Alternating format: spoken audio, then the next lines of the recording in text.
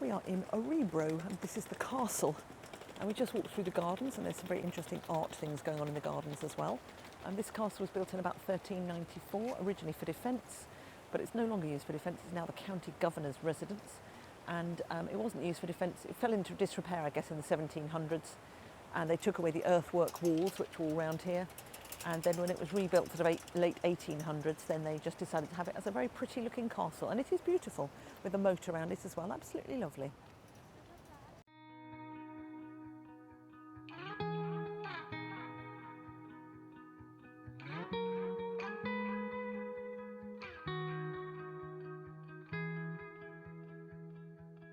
Call it off,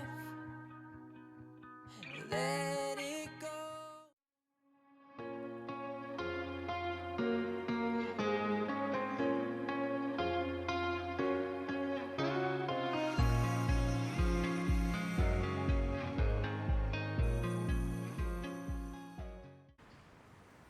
So in the sculpture park there are loads of different sculptures, and one of this is basically three women. Here's one of them. You've got to guess which one's Jill. So we found there are disadvantages to Henry, one of which is we can't get in any multi-storey car parks, and a lot of cities seem to have multi-storey car parks. However, the advantage of Henry is because he's only 5.4 metres long, we can get into standard car park spaces like this one. So as long as it's not a multi-storey, Henry can go in pretty much anywhere. So this is the interesting spot that we camped in last night. It was lovely, it was very peaceful, but it's a bit of a challenge to get Henry out of here, I think it's fair to say. As you can see, it's kind of narrow, and there's a lot of vegetation.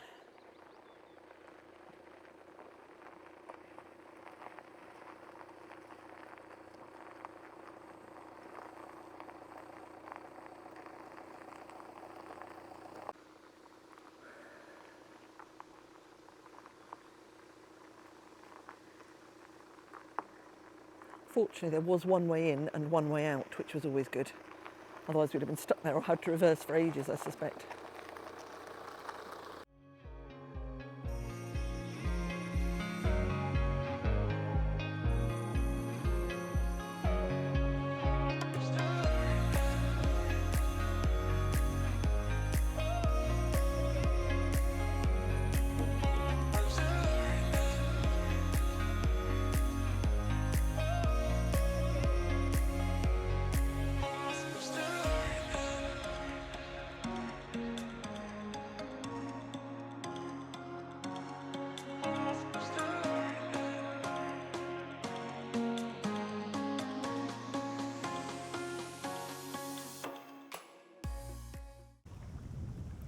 So we've parked up just over there for the night, next to a couple of French people, and we are here tomorrow. We're going to try and climb a mountain. I'm not sure which mountain, but apparently, well, mountain, I use the term loosely, but it's got a nice view from the top. It's a couple of 4K there, 4K back, I think, something like that.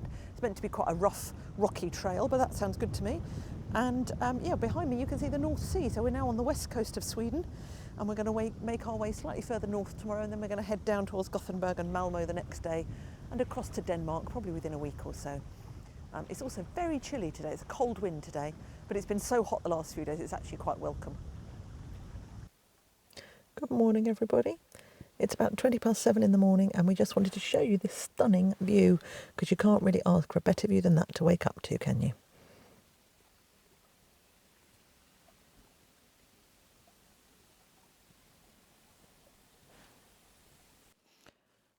So we are walking up Vettiberget, and it's a bit of a climb as well as a walk, and we're following the red crosses to the top, and this is absolutely stunning. It's very barren and rocky and bizarre, but apparently we stand a chance of seeing moose, good chance of seeing moose, and also various other things, which I can't remember, deer and various other bits and pieces. So we're very much hoping, as we're the only people here, that we can see some of those on our walk today.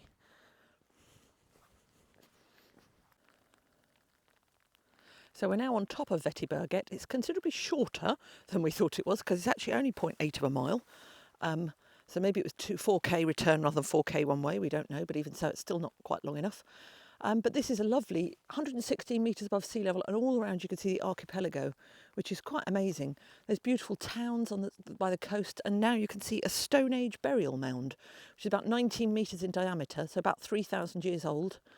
Yeah, it is quite lovely, and the clouds are coming in. I mean, it's not a very nice day today, I have to say. It's pretty horrible. It's grey and it's rainy, but we can't really complain about the weather because we've had fantastic weather since we've been in Scandinavia. So, and we don't let the weather stop us doing what we want anyway. I don't know if you can see behind me, but down there's a stunning, or looks like a lovely little town, all clustered on a tiny little island. It looks quite densely packed. We're going to go and try and find out about that town and find out where it is and whether we can get to it or not. But it does look beautiful from here. It reminds me very much of the Lofoten Islands, actually, with a little town crowded onto a tiny little island.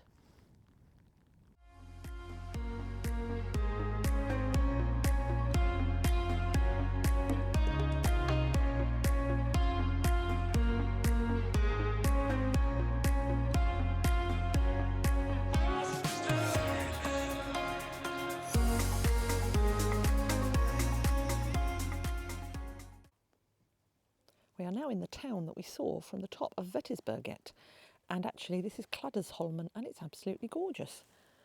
As Roger said, it's not quite Lofoten Islands because there's no houses on stilts, but a lot of the houses are a very similar colour. They're either red or they're white, and it is beautiful.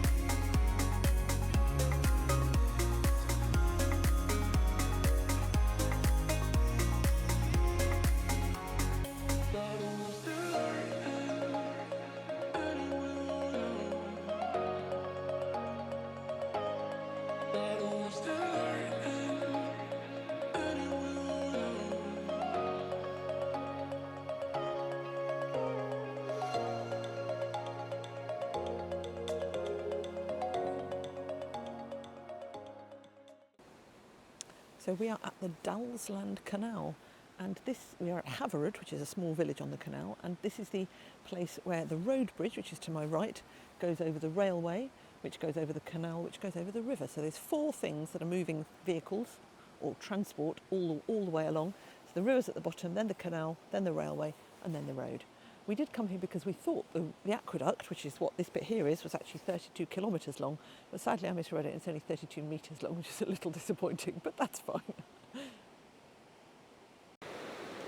So here we are at Glendbro, and this is actually in Norway. We're on our way to Stromstad, which is in Sweden, but we've kind of done a little loop round the southern bit of Norway. And this is the old bridge, and this bridge was used until about the early 1900s, when they actually changed the course of the river so that this bridge didn't need to be used anymore, and that's now the main road. And there's an old signpost there as well, and these used to be the crash barriers. These were put in later on to try and stop people falling over the edge. Yeah, it's absolutely beautiful.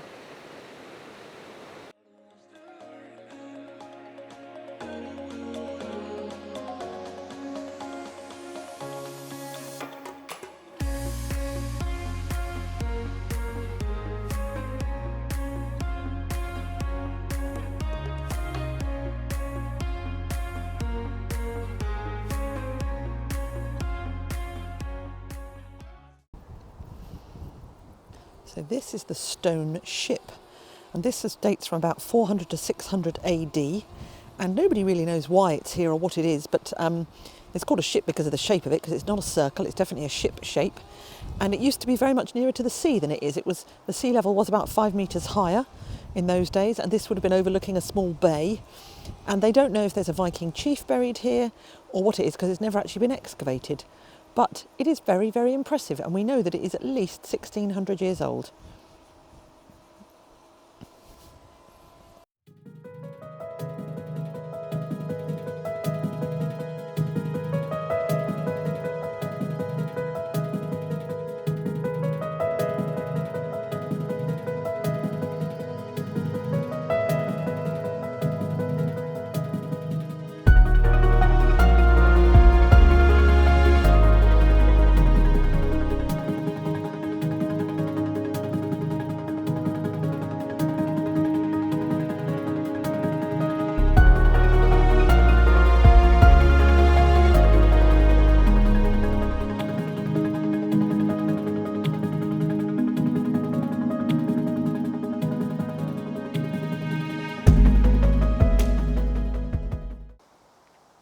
So we're here near Strömstad, which is on the west coast of Sweden, and we're in this amazing place which has got lots of Stone Age burial mounds.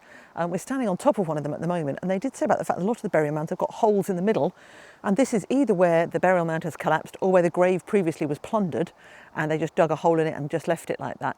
But there are hundreds of them around here, and it was part of the stone ship that we just saw as well. That was also a burial mound from the Stone Age.